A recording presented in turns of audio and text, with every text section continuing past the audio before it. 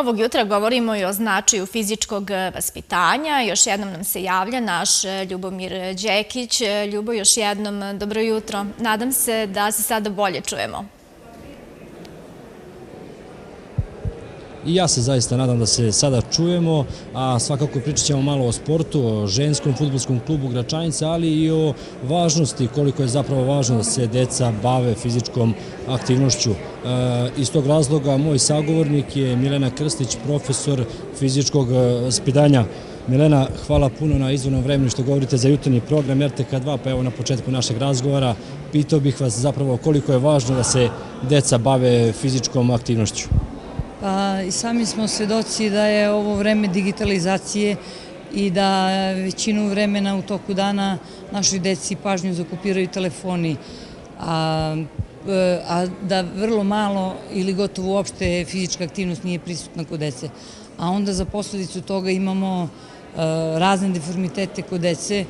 I ja kao profesor fizičkog vaspitanja i kao neko ko se bavi sportom celoga života i na fakultetu sam imala taj predmet korektivnu gimnastiku ili kineziterapiju, mogu čak na prvi pogled da primetim puno deformiteta kod dece, od lošeg držanja, kifoze, skolioze, krive kičme, tako da to je sve posledica zapravo te fizičke neaktivnosti kod dece. I mnogo je važno i apelujem na roditelje da decu od najranijeg uzrasta, pa čak već od 6-7 godina, ako mogu, usmeravaju na neki sport, jer sport ne samo da je važan za fizičko zdravlje dece, već i za mentalno zdravlje. Tako da moraju da se aktiviraju deca, jer stvarno toliko je poražavajuće za mene kao profesor fizičkog kad vidim koliko deca imaju probleme. Od najmanjeg uzrasta pa i u srednjoj školi, znači to je jako vidljivo kod dece. Spomenuli ste sport i zapravo ste vi neko ko je dugo godina bio u sportu i sada, ako mogu da kažem, u penziji, sportista u penziji. Svakako, tu ste sa decom, radite sa njima, trener ste ženskog fudbalskog kluba Gračanice. Zapravo, da li se možda ta svest promenila kada je ženski fudbal u pitanju? Pa mislim da da. Mislim da muškarci više na nas ne gledaju kao na osobe koje nisu za taj sport. U ono vreme kad sam ja igrala fudbal, to nije bilo toliko popularno. Mi smo bili jedini tada ženski klub na prostorima Kosova i Metohije i brojili smo svega 20 članica onda i od toga imali smo igračicu iz Vranja i 3 recimo iz Niša. Dok sada ja u jednoj maloj Gračanici imam 20 devojčica koje se bave fudbalom i stalno postoji interesovanje. Mislim da više i oni ne smatraju da to nije sport za žene.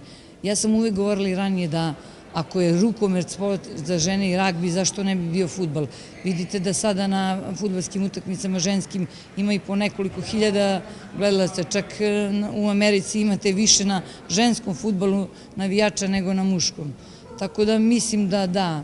Evo ja ću ako mogu jedan primjer da vam navedem, davne 2000. godine kad sam prestala da se bavim fudbalom, eto jednom prilikom sam srela proslavljenog fudbalera Duleta Savića i on mi je tada rekao, ma kakav fudbal, fudbal nije za žene, zna se gde je ženi mesto, a eto sada čujem da njegova unuka igra fudbal. Tako da eto, stvari su se promenile na moju radost, na mnogo bolje. Svakako da je ženski fudbal u budućnosti sigurno će doživjeti ekspanziju i primećujemo da se mnogo ulaže u taj sport, ali kakvi su uslovi u Gračanici, da li ste zadovoljni?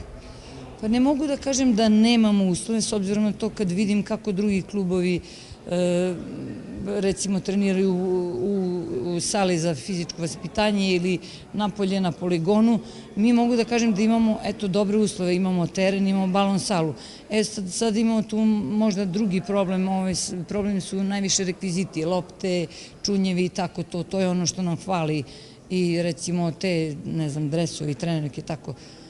To je ono što nam hvali, a za uslove ovako što se treniranja tiče imamo sve uslove.